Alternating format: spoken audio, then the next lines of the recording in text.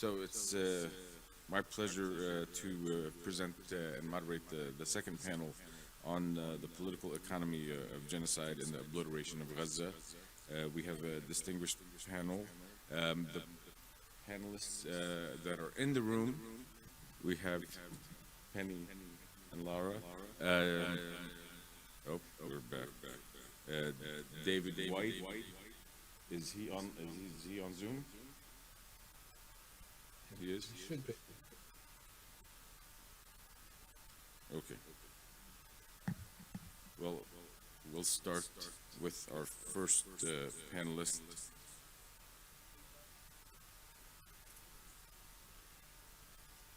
Do you want to?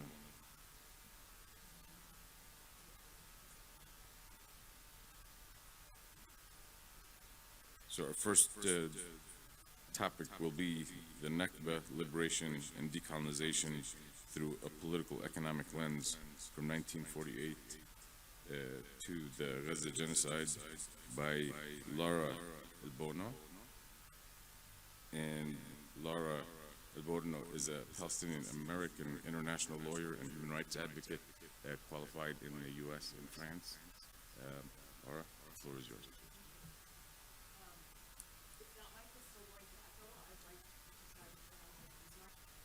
My presentation today is entitled Nakba, Liberation and Decolonization Through a Political Economic Lens, the Case of the Gaza Genocide. Before I begin, I would like to take a moment to remember the victims of the Israeli airstrike on the Fahmi al-Jarjawi school in Gaza City 2 nights ago. Like it regularly does, Israel bombed these displaced Palestinian families while they were sleeping, killing more than 35 people, including at least 18 children.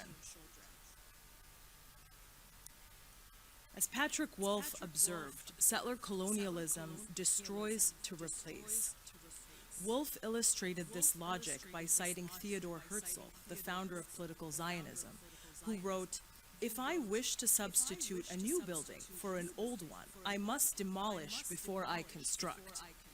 From its inception, Zionism was conceived as a settler colonial project.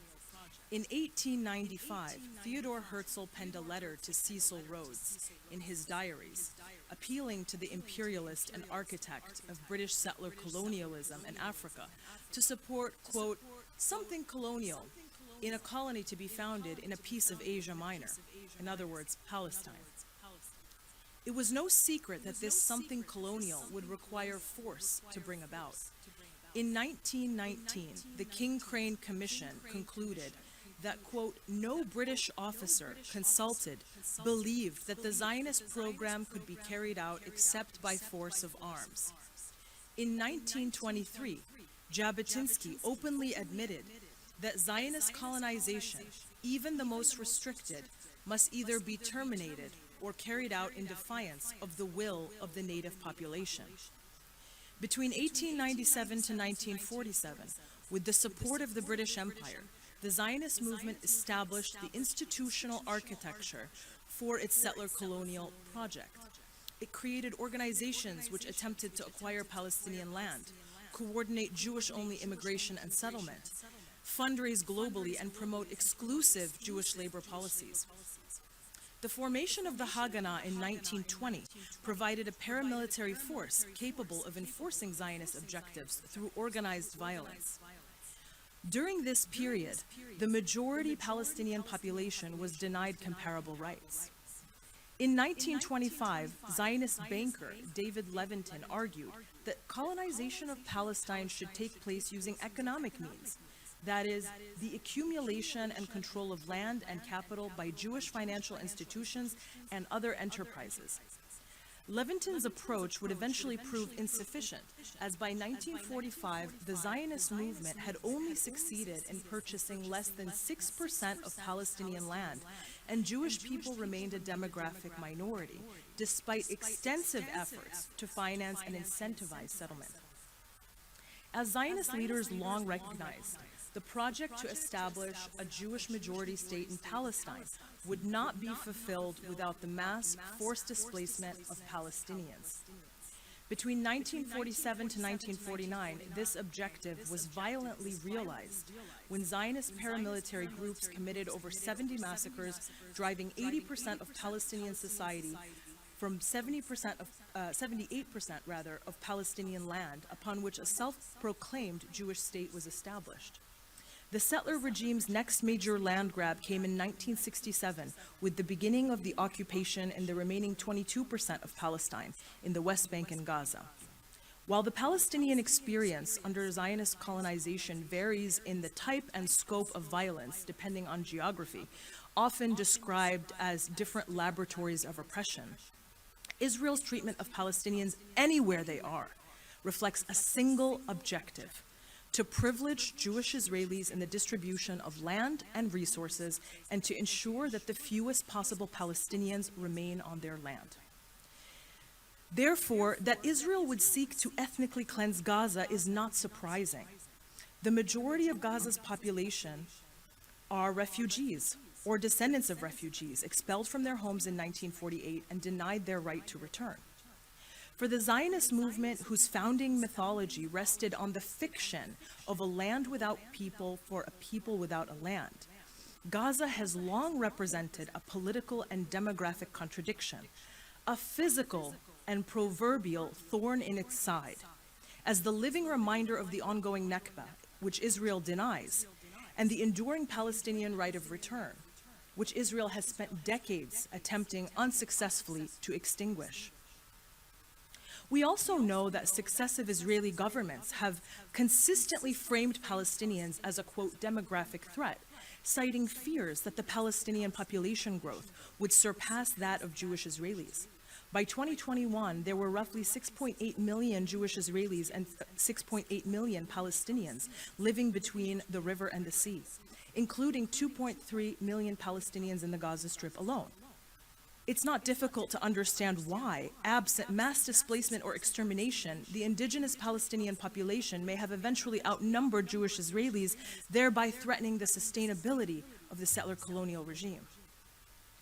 In 1948 and 1967, Israel's settler colonial expansion advanced under the fog of war. The same logic appears at work today. While Israeli officials publicly frame their ongoing campaign in Gaza in terms of self-defense and the necessity to retrieve hostages and destroy Hamas, these narratives functioned as hasbara, or propaganda, intended to obscure Israel's true motives and manufacture consent for Israel's crimes. In reality, however, Israel's leaders have repeatedly and explicitly affirmed their genuine intentions for the Gaza Strip, carry out a new Nakba, forcibly displace Palestinians, and permanently resettle the territory. In October 2023, a leaked document from Israel's Ministry of Intelligence proposed the mass expulsion of Gaza's population into Egypt's Sinai Peninsula. Around the same time, Israeli Finance Minister Smotrich expressed support for the, quote, voluntary immigration, which should be understood as forcible transfer of Palestinians from Gaza to other countries. In November 2023, Israel's agricultural minister, Avi Dichter, proclaimed that Israel was, quote, now rolling out the Gaza Nakba. By December, an Israeli real estate firm responsible for building illegal settlements in the West Bank began advertising a new real estate project for settlements in Gaza.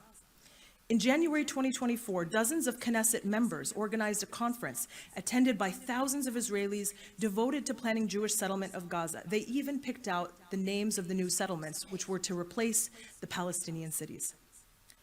In May 2024, Israeli Prime Minister Netanyahu revealed the Gaza 2035 plan, which envisioned the territory as a demilitarized economic zone. The plan involved rebuilding from nothing, exploiting Palestinian gas fields for Israeli profit, and Palestinian labor to support the development of Israeli-led industries such as electric vehicle manufacturing. In February 2025, plans to colonize Gaza were elevated to the international stage when U.S. President Donald Trump announced during a joint press conference with Netanyahu that the United States would, quote, take over and, quote, own the Gaza Strip and redevelop it into, quote, the Riviera of the Middle East. By April 2025, over 800 Jewish Israeli families had signed up to move to would-be Gaza settlements.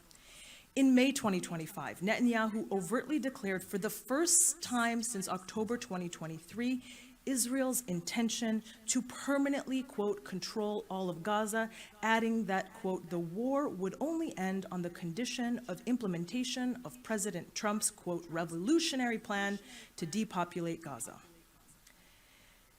That same month, Israel's finance minister Smotrich admitted that within 6 months, Gaza's population would be confined to a narrow swath of land, with the remainder of the enclave, quote, totally destroyed. Meanwhile, the obliteration of Gaza has unfolded at an astonishing scale. By December 2024, Israel had destroyed over 92% of all housing and approximately 70% of all infrastructure. In May 2025, it was reported that since October 2023, the Israeli army had used over 100,000 tons of explosives, committing over 12,000 massacres in Gaza. And today, the Israeli military has turned over 70% of Gaza into a no-go zone, pushing Palestinians into non-contiguous, shrinking pieces of land within the Gaza Strip. Whether or not Israel succeeds in expanding its settler colonial project remains to be seen. Nevertheless, there can be little doubt that left to its own devices, Israel will not stop until it erases Gaza and its Palestinian owners and replaces them. Viewed through a political economic lens, settler colonialism creates vast opportunities for unjust enrichment for the settler regime and its partners, while imposing devastating losses on the colonized. So let's look now at the private companies and state-backed enterprises which are profiting as part of the ongoing Gaza genocide. The most direct form of enrichment occurs through the appropriation of land, assets, and resources. And as I already mentioned, the Israelis have already turned over 70% of Gaza into a no-go zone. With Israeli officials declaring their intentions to permanently control Gaza, the prospect of formal annexation of parts of or all of Gaza looms. Israeli military forces have also engaged in widespread looting. The Israeli army's loot unit has stolen approximately $30 million in cash from Gaza and Lebanon, and individual soldiers were also documented reselling stolen personal items of Palestinians online. Palestinian natural resources were also not spared. In November 2023, BP and other energy firms were granted gas exploration licenses in occupied Palestinian waters by the Israeli Ministry of Energy, flagrantly violating the Palestinian right to sovereignty over natural resources. And note the timing of this move. It was 1 month into Israel's bombardment campaign. A second layer of profiteering stems from the destruction itself. The genocide has fueled profits for arms, surveillance, and technology firms. In the first year, the U.S. provided Israel with $23 billion in military aid, funds that largely returned back to U.S. weapons giants such as Boeing, Lockheed Martin, RTX, General Dynamics, and Caterpillar. By late 2024, U.S. arms manufacturers were recording record profits resulting from Israel's assault on Gaza and the then expansion of its war on Lebanon. To give you an example, RTX, which manufactures the 2,000-pound bunker buster bombs that turned most of Gaza into rubble, saw an annual return of 82%, outperforming the S&P 500 by about 46%. This was in 2024. Israeli defense companies also saw windfalls. The state-owned Rafael 2024 revenue jumped 27% to $4.8 billion, with 54% coming from Israeli military contracts. Its order backlog hit a record $17.5 billion. Israeli aerospace industries reported a higher than ever backlog of orders in 2024, mostly for exports. As Antony Lowenstein documents in the Palestine Laboratory, Israeli weapons marketed as, quote, battle-tested on Palestinians have reached 140 countries worldwide. Arms deals also increasingly shape Israel's diplomatic relationships, often included in the normalization agreements with Arab states. Profiteering has even extended to private security and humanitarian aid schemes. Following Israel's relentless attacks on UNRWA, a private U.S. military contracting firm run by a former CIA officer was hired to man checkpoints in Gaza and oversee the delivery of humanitarian aid to Palestinians who passed biometric face scans, cementing Israel's efforts to weaponize the delivery of aid and increase surveillance of Palestinians. Understandably, this plan has sparked outrage for the plan's incompatibility with humanitarian principles. The country of Jordan has also reportedly profited up to $400,000 for every airdrop of aid into Gaza and up to $2,200 for every truck entering Gaza through Jordan. Tech companies have also profited.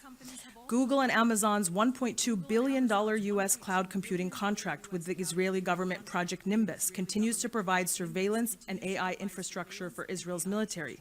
Microsoft's Azure enabled the Israeli surveillance of Palestinians and has been used by the Israeli Air Force's OFEC unit, which manages databases of potential targets for airstrikes.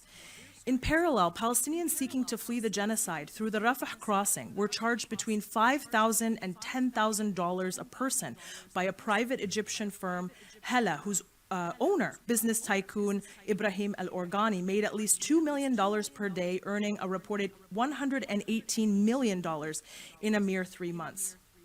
A third form of enrichment takes place once the destruction is complete.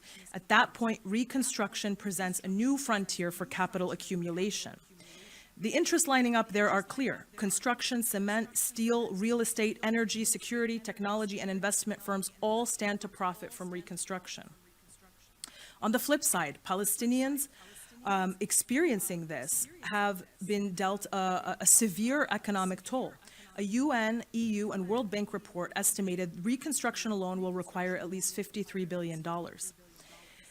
Yet the impact of the Gaza genocide cannot be understood without understanding the context in which it arose. Decades of de-development, a 17-year siege, regular bombardment campaigns, a 56-year-long military occupation, and the 1948 Nakba have all eroded Gaza's economy. Consider that UNCTAD estimated that without Israel's 17-year-long siege, Gaza's gross domestic product would have been on average 77% higher than its actual level between the years of 2007 and 2023. As for the 1948 Nakba, Atif Kubursi estimated that Palestinian monetary losses alone, which were never compensated, equaled $1.1 billion.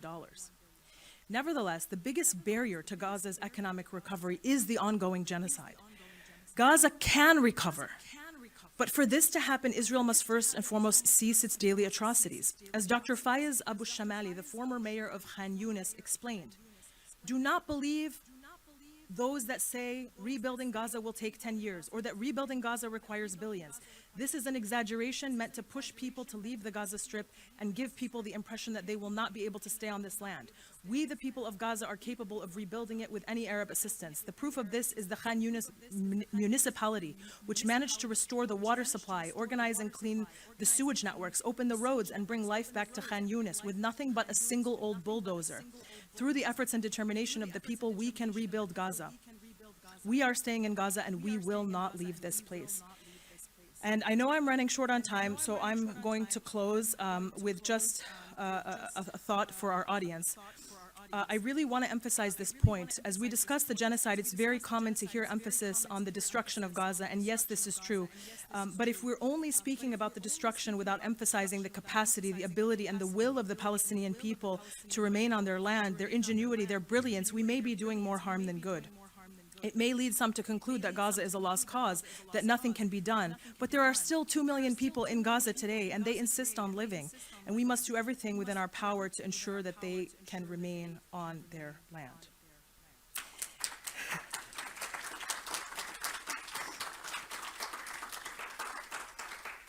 I have one last sentence. Palestinian revolutionary George Habash understood that the real enemy is not Israel and Zionism only, but American imperialism, describing Israel as a, quote, bodyguard for American imperial interests. In this light, the Gaza genocide exemplifies the political economy of settler colonial violence, in which the elimination of Palestinian life and future is inseparable from global systems of extraction and profit. While ideology, geopolitics, and other drivers certainly play their roles in this colonial project, the material incentives sustaining this violence must not be overlooked. As others have observed, settler colonialism cannot be dismantled without dismantling the capital systems that feed it. Thank you.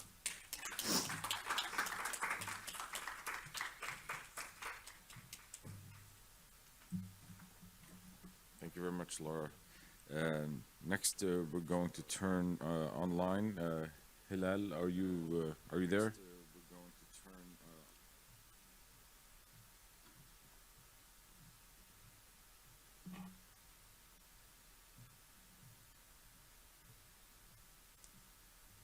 Hilal? Yeah, done. Okay. Thank you. So Yes. Hilal will discuss the enforcement and accountability gap, in particular the crime of starvation. Hilal Eber is a professor of international law and the co-director of the Climate Change, Democracy, and Human Security Project at the University of California, Santa Barbara. And between 2014 and 2020, Hilal served as the United Nations Special Rapporteur on the right to food. Hilal, the floor is yours, and we wish you a speedy recovery. We wish you were here with us. Good morning, dear friends and dear Palestinian sisters and brothers. I really wanted to be with you, but my very unfortunate accident took us here in California rather than to be together with you. I'm very sorry about that. And also what we are talking about now, what's happening in Gaza, it is extremely concerning. And every day I start to listen in Instagram, Bisan. Bisan always starts, here I am Bisan, I'm still alive. Recently, she doesn't say anymore this because she has anymore no energy. She cries and tries to tell what was happening. So every day when I start my life now with Bisan, we are really preoccupied and how to go ahead and finish these days. For us, it's very, very personal issue. If we start right now my presentation, as we all start from the 9th of October 2023, the Gaza Strip has been subjected to a complete blockade and sustained military assault that has produced mass killings and injuries, forced starvation, famine, house demolition, infectious diseases, clean water shortages, destruction of agriculture and fishing fleets, perished livestock, as well as broken health systems. All indirect attacks to the livelihood have created much more loss of human lives than direct killings in battlefields. There is no battlefield in Gaza. The combat zones are homes, tents, hospitals, schools, food distribution centers, bakeries, markets. The targeting of health and aid workers, journalists, teachers, children, and pregnant women were not simply consequences of war or collateral damage, but they were victims of carefully planned, deliberately executed, coordinated state actions designed to destroy life in Gaza forever. These dire conditions were increasingly regarded around the world as an instance of textbook genocide. After 600 days, atrocities are continuing to assault in front of the eyes and ears of the entire world, even more severe than ever, and yet Gazans continue to show uncanny resilience. The convergence of military strategy, political shielding, and legal fragmentation has created one of the clearest famine cases of our time. And yet this famine seems exempt from any relevant accountability procedure. Starvation as a political tool is a weapon of genocide and a societal torture that creates slow, painful death and destruction of the current and future generation of the entire population.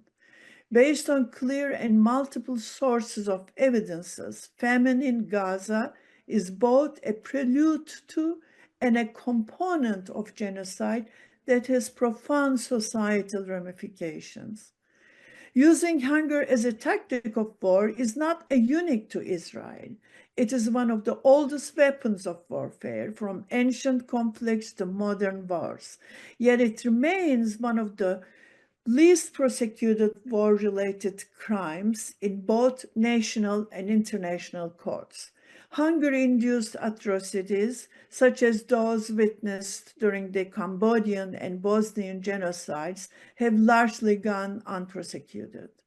Establishing starvation as a distinct crime is difficult because famines can have many causes, such as crop failures, unequal distribution of resources, economic problems, and political conflicts.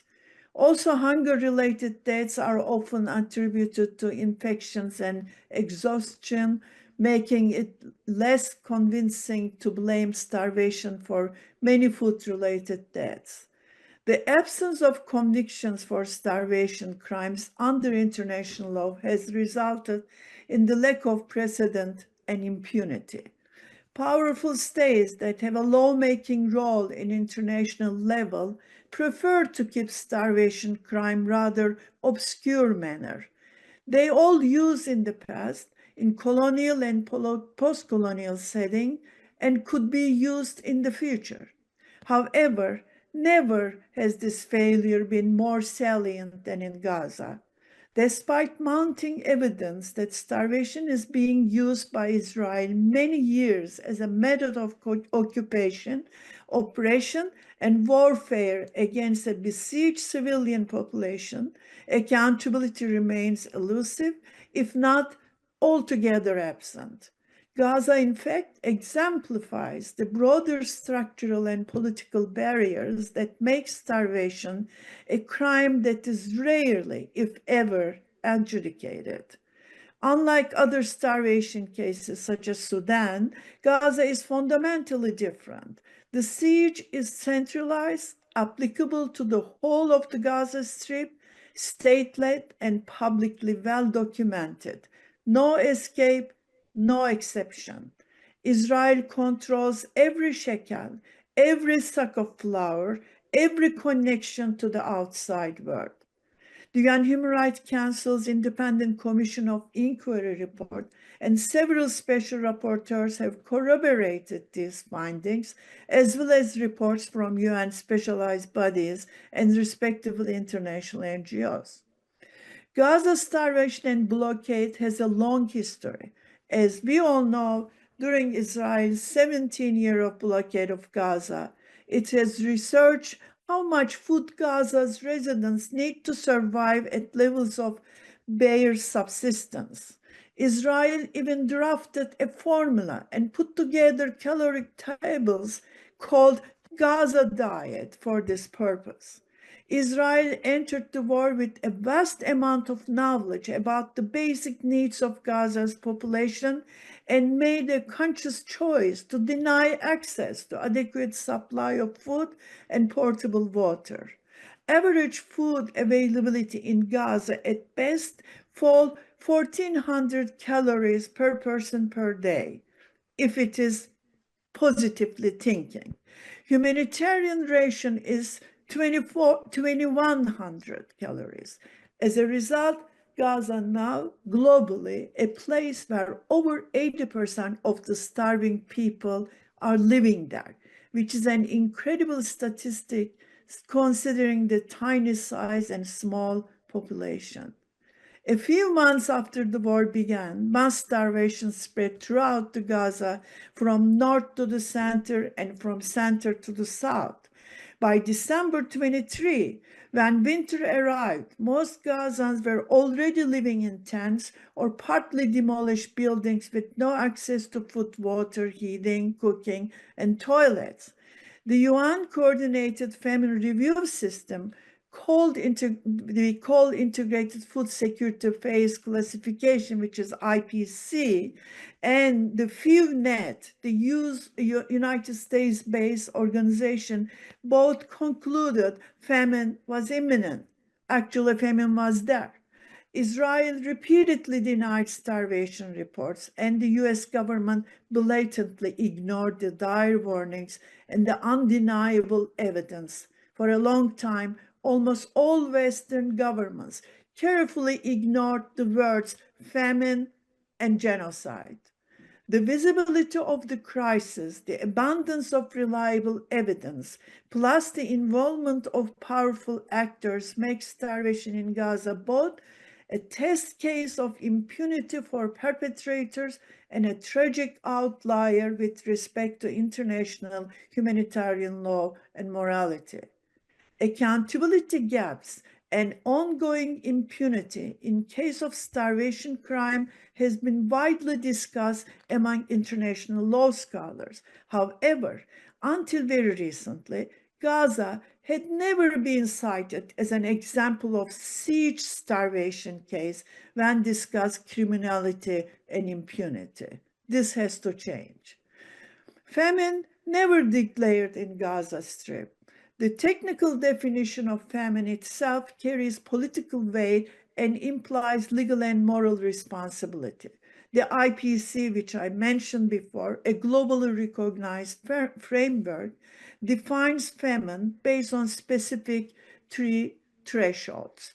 Despite abundant evidence of catastrophic living conditions, severe malnutrition, and death from starvation, the IPC hesitated or reluctant to issue a formal declaration in Gaza. The excuse given was the inability to collect data during the war. The IDF has never allowed any international organization to enter Gaza, and the war conditions makes reliable data collection nearly impossible. Between 28th of April and 6 May, just recently, the World Food Programme and the IPC conducted a phone survey of Palestinians in Gaza. They asked what people were eating, how often, and what they were doing to get food. It was the 5th such survey since the outbreak of war 19 months ago. The IP results published in summary from the most recent one, 12th of May, estimated that almost 1 million Gazans, 45%, were already experiencing emergency acute food insecurity close to the starvation threshold. Although the assessment and declaration of famine are put forward as purely technical exercises, they're often intertwined with political dynamics that can significantly impact the timeliness and adequacy of aid. Declaring of famine in Gaza would increase political and legal pressure on Israel. This would trigger greater political and public scrutiny on states supporting Israel military or diplomatically. Moreover, a famine declaration would pressure on the UN and international community to confront their inaction and passive complicity. This reluctance and delay cause further suffering and underscores a critical aspect of humanitarian crisis in Gaza, helping to shield Israel from punishment or even authoritative censor initiatives. UN Special Rapporteur consistently called famine in Gaza. They received strong criticism along the lines that UN Special Rapporteurs are neither qualified nor empowered to declare famine. Enforcement gap, and we look at the humanitarian aid. Despite the establishment of monitoring mechanism with the UN Security Council Resolution 2720, which is 2023, this resolution has never been properly implemented. Israeli authorities consistently denied any wrongdoing, even when limited number of trucks are periodically allowed to enter Gaza. Most of them never reach distribution centers because of the formidable blocking obstacles when it comes to delivery. Israel accuses Hamas of stealing aid for its fighters, but hasn't provided evidence of this happening at scale. Even it hasn't prevented aid getting to the children who need it most.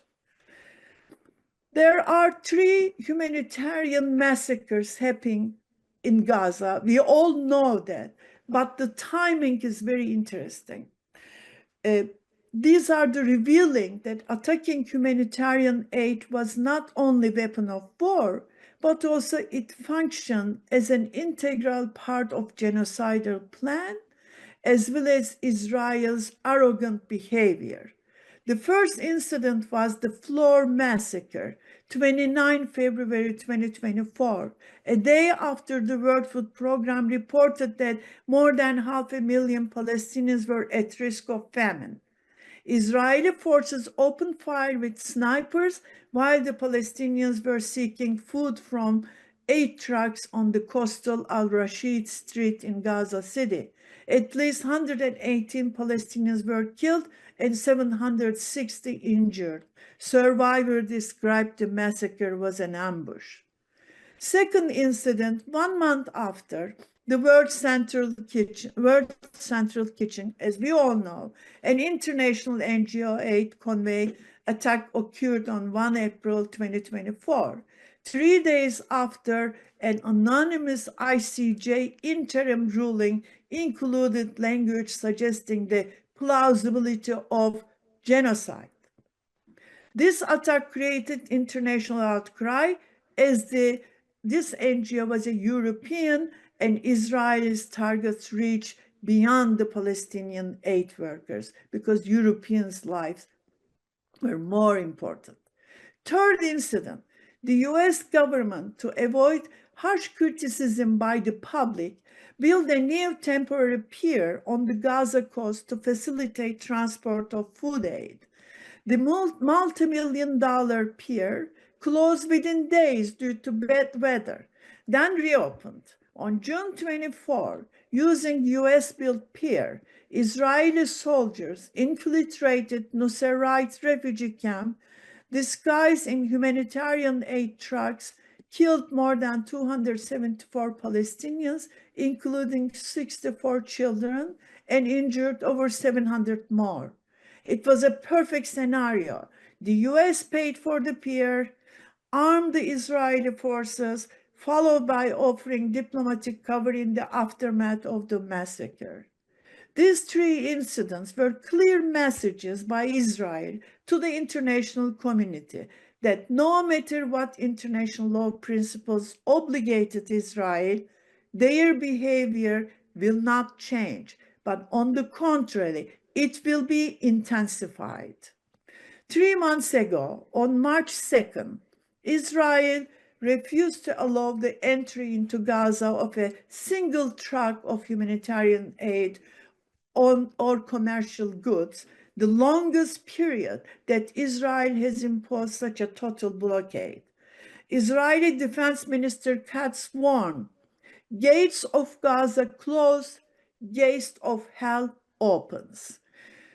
On March 27, UNRWA left Gaza, followed by the World Food Programme, which ended its operations because it ran out of food to distribute.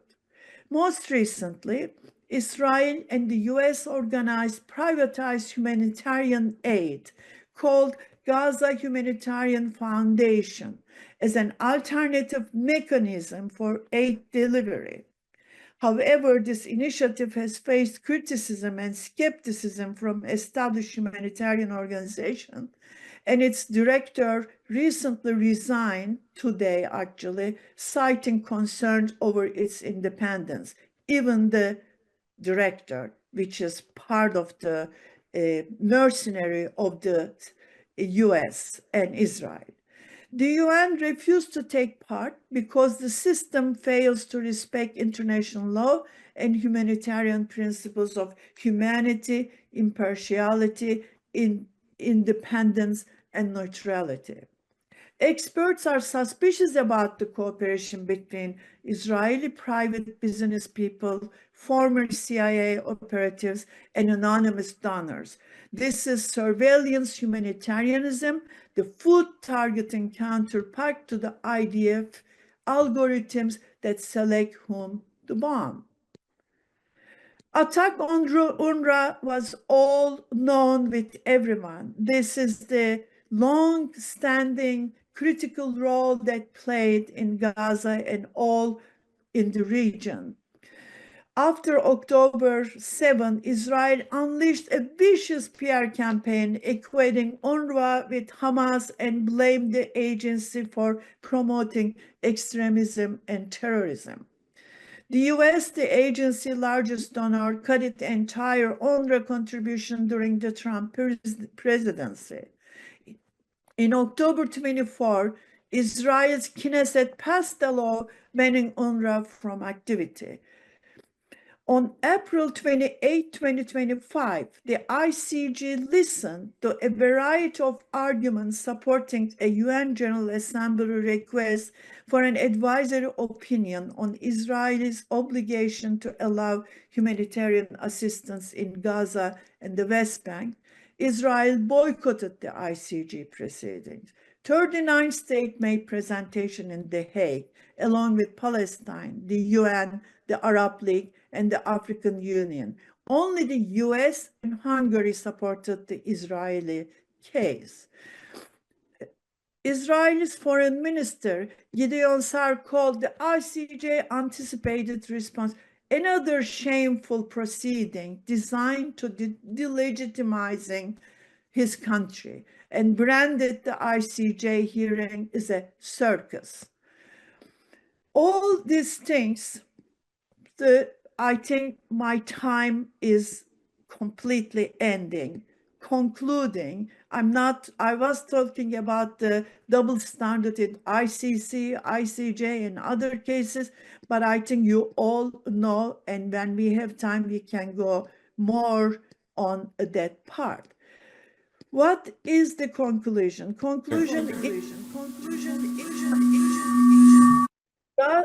Gaza's uniqueness lies not only in the severity of the starvation, but in the clarity of the violation and the visibility of the suffering in real time. Yet it is far beyond the reach of enforcement.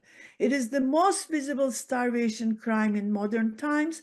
This is not a remote or inaccessible crisis. It is digitally documented, politically debated, and legally framed. The very clarity of the case exposes the structural failing of international law. Gaza has become a litmus test. If starvation so evident, so deliberate, and so publicly go unpunished, then the international legal system's promise of humanitarian protection and genocide prevention is hollow. It also reveals the limits of law and legality in a world where power, not principle, often dictates whether justice is attainable. Gaza is not simply a humanitarian catastrophe.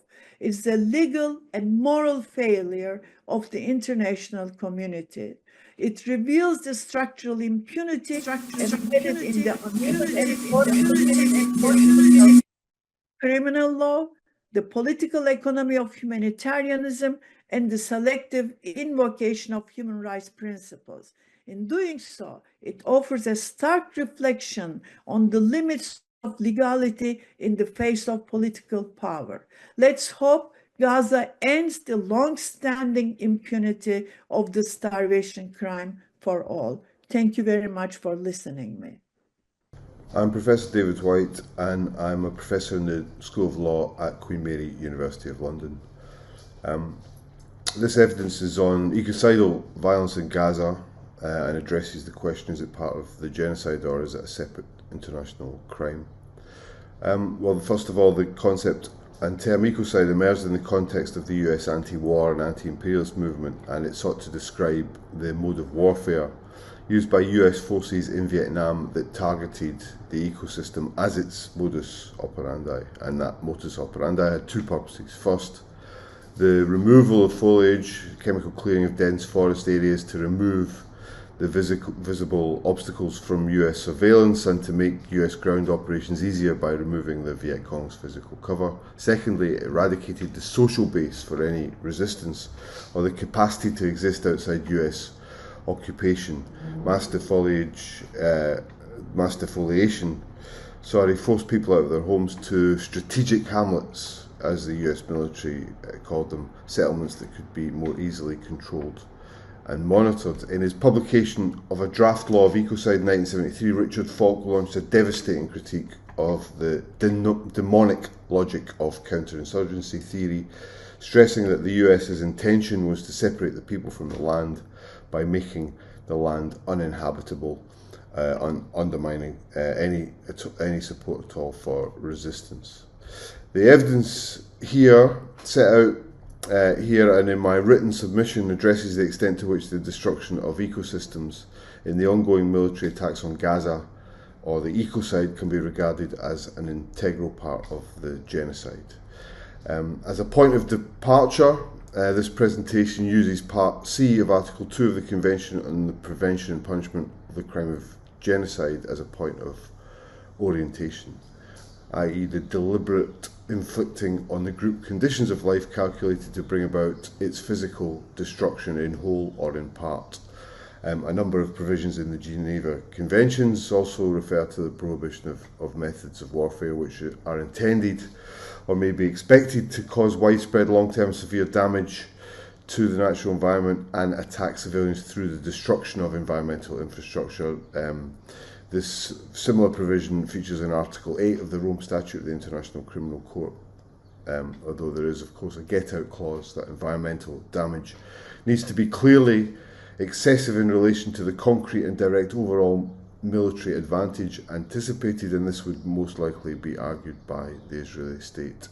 The evidence here, however, doesn't seek to establish a case in law that any of those thresholds have been met. Rather, it uses those thresholds as a departure point for the discussion that follows. I want to start with some comments on the geopolitical domination of key imperial powers in the Middle East and the roots of war in that context. The establishment of the State of Israel is closely bound up with British and US geopolitical interests. Israel has been an important channel for both British and US interests in the region, and along with the cultivation of friendly relationships with some Arab states, has enabled both Britain and the US to maintain access to oil in the Middle East, and indeed has enabled Britain and the US companies to maintain a strong position as producers and traders of oil and gas in the region. The US relationship with Israel allows it to maintain its continuing military and economic presence, and I detail this more in my written evidence.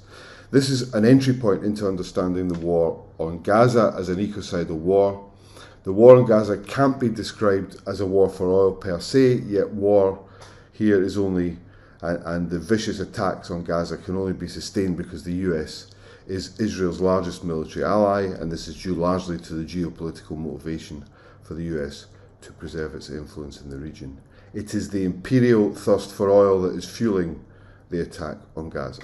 At the same time, Israel's integrated energy strategy at the moment is aimed at positioning itself more centrally in the Middle Eastern economy and allowing it to consolidate economic relationships with the Arab states it seeks a closer political relationship with, including Egypt and the Gulf states. Israel therefore sees its integration into the Middle Eastern gas economy particularly as central to its aim of political regional integration more broadly. As I discuss in my evidence, the development of both the Levant Basin and the Negev Desert Pipeline are an indication of Israel's diplomatic opportunism and its strategic positioning on this front. Israel sees its political integration in the region as closely bound to its positioning as a broker for the oil and gas industry between Asia and Europe. And therefore, we cannot understand what's going on in the Middle East unless we understand this wider context of where Israel fits and where the large global powers fit in a fossil fuel driven geopolitical environment. I want to address my comments particularly, though, to the introduction that I set out around issues of ecocide as the modus operandi for warfare. The environmental toll of military operations in Gaza, including carbon emissions, the desertification of arable land and the contamination of water and air, have been detailed in other submissions, and I have noted evidence of this extensively in my written evidence. But in summary, the cumulative effects of the unimaginable, really, levels of ground, air and water pollution have created a concentration of interconnected health crises that is almost unimaginable in its scale and impact on the people of Gaza. Deadly toxins, already ever present and part of the integral structure of Gaza's roads and buildings, have reached unbearable levels in its air, its groundwater and its land, not to mention the complete destruction of biodiversity in coastlines and wetlands. The collapse of agricultural systems, waste disposal and water management has meant disease proliferation and further environmental toxicity. The near total collapse of Gaza's water, sanitation and hygiene systems has created a public health emergency of unimaginable proportions. Gaza is enduring the systematic and intentional destruction of the natural environment for strategic military ends, and its purpose and effect is the eradication of the capacity for all life in Gaza. There can be no doubt about the very deliberate strategic aims of this strategy, given the overwhelming evidence that I document in my written. And you've met Penny, a professor of law and globalization at Queen Mary, University of London, founder and director of the International State Crime Initiative. And Grace Spence-Green is a junior doctor working to challenge the narrative surrounding disability, medicine, and identity. She has conducted research on the impact of occupation on Palestinian children's mental health. Her book, To Exist As I Am, will be published with the Wellcome Collection this June on her experience as a disabled medical student and doctor. Penny, the floor is yours. Thank you very much, Wissam. Well, let's see if there are any glitches this time. Since October 7, 2023, Gaza has experienced what UNRWA's Commissioner General described as a pandemic of disabilities, with thousands of Gazans subjected by the Israeli occupation forces to the horrors of limb amputation, spinal cord injury, life-changing burns and acquired brain injury. There have been more than 4,500 documented amputations and thousands of cases. I mean, it's a difficult statistic to find, but there will be thousands of spinal and brain injuries as a result of the genocide. A disproportionate number of these injuries are afflicting children. A year ago, a World Health Organization analysis estimated that between 13,500 to 17,500 Gazans have suffered severe limb injuries, placing an unimaginable burden on, as we heard so eloquently yesterday, a near non-existent rehabilitation service. According to a report by UN humanitarian coordinator Sigrid Kaag, in less than a year, Israel has inflicted life-changing injuries on more than 22,500 people in Gaza, and that figure has surely risen very, very dramatically. Genocide is a process developing over many years. It begins with practices of institutional dehumanization and ends in erasure.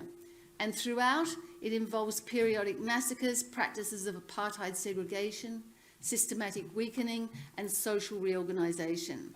I'm going to discuss that more in my submission to tomorrow's Chamber 3 submission, but for now, I think it's very important to understand that genocide is a process and not an event. In Israel's genocide of the Palestinians, the production of mass individual disability and the institutional disablement of a once functioning Gazan society are both critical elements in advancing Israel's goal, its organizational goal, of the annihilation of the Palestinian native. Genocide necessarily involves the prior and organized weakening of those to be eliminated. The process is attritional and includes state strategies of physical destruction through overcrowding, malnutrition, starvation, targeted disablement, epidemics, denial of healthcare, torture, and rape, and state strategies of psychological destruction through humiliation, abuse, persistent violence, denial of basic rights, and the undermining of community solidarity through collective punishment and collaboration. Evidence of both the physical and psychological components of Israel's strategy to destroy Gaza has long been provided by human rights organisations, and Paulina stressed the significance of civil society in this role. Systematic weakening is enabled through practices of segregation and apartheid and is most potent once the target group has been physically and socially isolated. When Israel's then Defence Minister Yoav Gallant, on October the 9th, 2023, 2 days after the Hamas attack, announced the complete siege of Gaza with no electricity, no food, no water, no gas, Gaza's infrastructure had already been weakened to a point which made daily life in the Strip almost untenable. For the disabled, newly injured and chronically ill, access to life-saving and life-enhancing treatments and assistive devices had been restricted for many years. Before the current annihilation phase of Israel's genocide, Gaza had been placed under a brutally restrictive Israeli air, sea and land blockade, which the UN anticipated would make Gaza what it described as unlivable by 2020. During the 16 years prior to October the 7th, Israel exerted total control then over the movement of goods and people into and out of the enclave. Access to essential items was severely constrained or simply prohibited, including certain medicines, batteries essential for assistive devices, water and sewage pipes, concrete and diesel fuel, which Israel claimed had a dual function and could potentially be used to support terrorist infrastructure. Israel's prohibition on the import of carbon fibre elements that are used to stabilise and treat limb injuries and epoxy resins used in the production of lightweight and comfortable prosthetics has meant that the injured and the amputees of Gaza were and are being denied assistive technology that would allow for independence, mobility and a far greater quality of life. Decades of systematic and targeted attacks on Gaza's health and rehabilitative structures, coupled with almost 2 decades of blockade, and the now mass bombardment of hospitals and total siege have ensured that the newly injured, the chronically ill and the disabled are denied adequate healthcare and rehabilitation resources, such that they remain in a state of injury, rather than transitioning into what Jasbir Puar has called functional disability. To be functionally disabled, as opposed to being in a state of injury, represents for Israel an act of Palestinian resistance, a resistance that must be suppressed. Any assertion of Palestinian resilience and recovery somehow represents an existential threat to Israel's identity. By disabling the capacity of Gaza to heal and rehabilitate the injured, to feed the starving, to educate the young, to house the dispossessed, Israel attempts to weaken resilience and the possibility of resistance. Israel's calculated and wholesale and relentless decimation of Gazan healthcare represents something hitherto unseen in modern genocides. It might be termed sanaticide. By debilitating healthcare infrastructure, Israel has ensured that the injured are much more likely to become permanently wounded, placing an ever greater strain on Gazan health infrastructure, already disabled by the blockade. But in the annihilation phase of genocide, in post-October 7 Gaza, Israel has turned hospitals and rehabilitation services into killing fields. On the 13th of November 2023, the IDF posted but later deleted a tweet in which they called hospitals and ambulances legitimate military targets. As well as bombing hospital infrastructure, murdering patients and destroying incubators, ambulances, medications and life support systems, the occupying forces, as we heard so poignantly yesterday, has tortured, disappeared, and assassinated hundreds of doctors, nurses, physiotherapists, paramedics, and first responders. In April 2024, the Gazan Ministry of Health announced that some 500 medical sector staff had been murdered and 1,500 injured by Israel. Again, that number has increased dramatically, with 155 health facilities damaged and 35 hospitals and 53 health centres rendered non-functional. The ministry further reported that 309 medical staff at that time, in 2024, including hospital directors in Gaza, had been kidnapped and detained by Israeli forces. In Jasbir Puar's excellent book, The Right to Maim, she argued that in Gaza, and I quote, "the infrastructure that ought to sustain life is transformed into a system threatening life itself," end of quote. By creating a population which is heavily reliant on a healthcare system to survive, while simultaneously decimating that system, Israel has been able to create much more damage than it caused with the initial injury event. Causing an injury that makes one's existence reliant on a certain medical device or treatment vital to livelihood, for instance, sterile dressings, the use of catheters, stoma bags, feeding tubes, medication, antibiotics, painkillers, prosthetics, mobility aids, and then denying that resource spreads the stigmata of injury and disability far further than that of the individual person who has been disabled. In such a context, where the very structures designed to treat, assist and rehabilitate are themselves dismembered, the injured cannot transform into the functioning disabled. Violently disabling large numbers of the group and disabling the very infrastructure which supports life in the Gaza Strip are central means by which Israel has advanced this organizational goal that I talked about earlier of imposing a Jewish ethno-national state in Palestine. The consequences of using the Gaza Strip as a weapons laboratory have been profound. During the first Intifada, for example, the deployment of high-velocity fragmented bullets, which left a lead snowstorm, resulted in multiple cases of disability. Now, the policy that Israel employed at that time has been abandoned. It's simply mass death now replacing targeted disability. Dr. Adnan Al-Bush, who we heard about yesterday, before he was tortured and raped to death, described what he witnessed working as a doctor and the way in which Israel creates a disabled generation by using destructive types of bullets and deliberately shooting protesters and others in the knees and in their joints.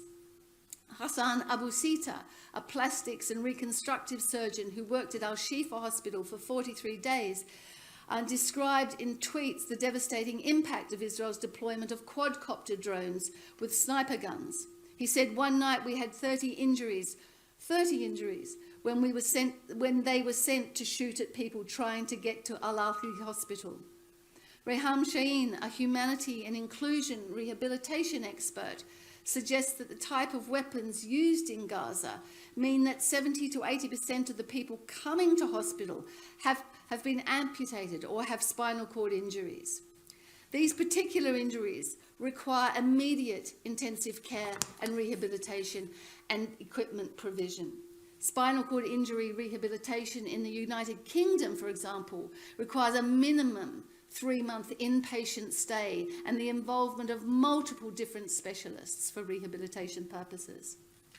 As well as sniper and gunshot wounds, vast quantities of explosives have rained upon Gaza, all of which directly contribute to amputations, traumatic brain injuries, spinal cord injuries, and other serious internal injuries, often due to collapsing rubble. There have also been eyewitness accounts of white phosphorus being used in densely populated areas of Gaza, all of which pose a high risk of excruciating burns and lifelong suffering. According to UNICEF, more than 1,000 children underwent limb amputations in the first 3 months alone of the genocide. and an estimated 10 children per day continue to lose one or more limbs through bombardments, crush or sniper injuries. As a consequence, Gaza is home to the largest cohort of child amputees in modern history. A report published in The Lancet in July 2024 reported that up to 186,000 or even more deaths were likely to be attributable to Israel's genocidal assault. This shocking, yet acknowledged by the authors, conservative calculation factors in the indirect and premature deaths caused by reproductive, communicable and non-communicable diseases that are the inevitable consequence of the total siege, mass bombardment, orchestrated starvation, mental and physical trauma, and the mass deaths and injuries inflicted by Israel on the population of Gaza. Evidence, as we heard yesterday, of hepatitis and meningitis outbreaks have been reported by Gaza's health ministry, and the highly infectious polio virus has been detected in sewage outlets in various areas of Gaza. Lack of access to sufficient food and water slowly disables a previously able population by causing vitamin deficiencies, muscle wasting, cognitive impairment, and immune suppression, increasing susceptibility to infectious diseases. While physical injuries and the consequences of starvation and illness in the context of genocide are so extensive as to be difficult to enumerate, the scale of mental health damage will impact every single Gazan.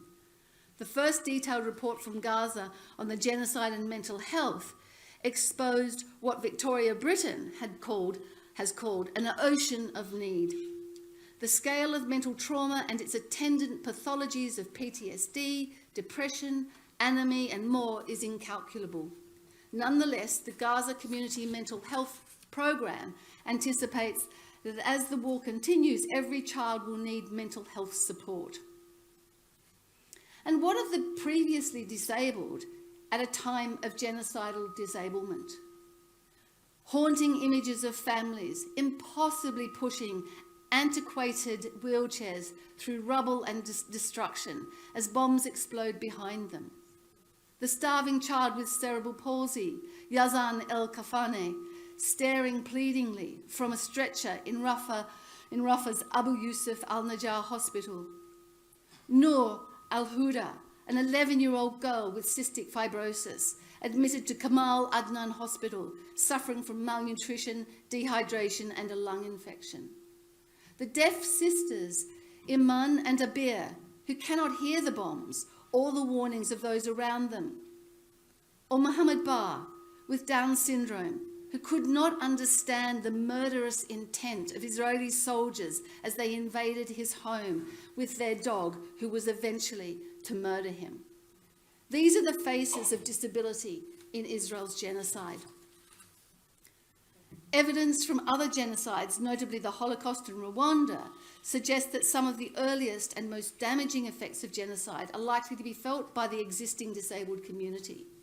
Following 16 years of an illegal blockade, which, as I said, systematically and comprehensively weakened the whole Gazan population, disabled people were disproportionately impacted, having long been denied adequate access to the liberating assistive devices available in the West, including power-assisted attachments for wheelchairs, crutches, latest development prostheses, and hearing aids.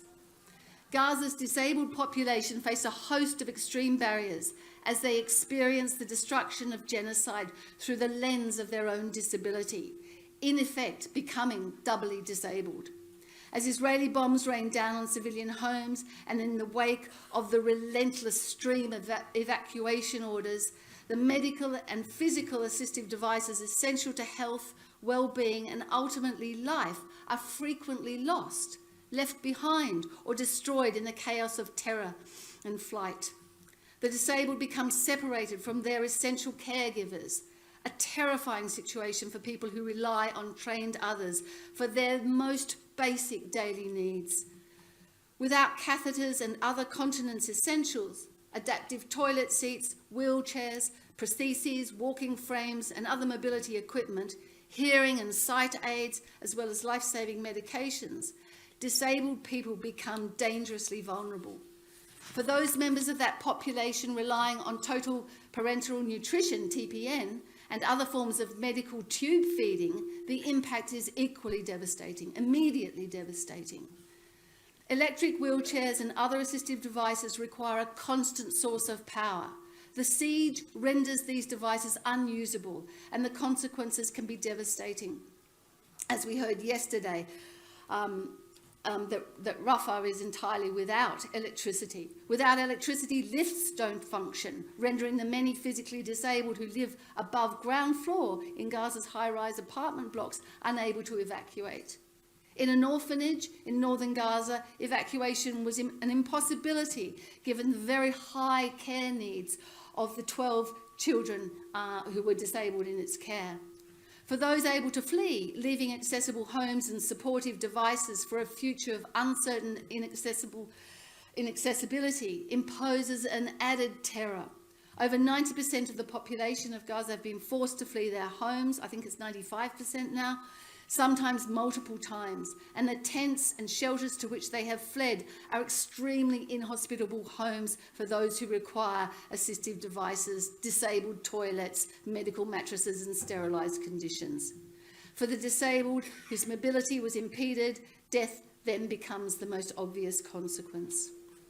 And to conclude, Israel's mass annihilation solution for the Palestinians of Gaza has followed decades of state-orchestrated dehumanisation, apartheid, sporadic violence and systematic weakening.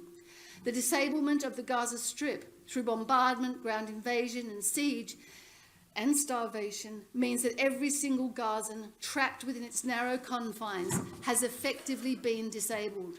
The purposive lives that they lived, the places where they loved, worked, socialised, maintained health and were educated have vanished as homes, schools, hospitals, universities and public offices have been obliterated.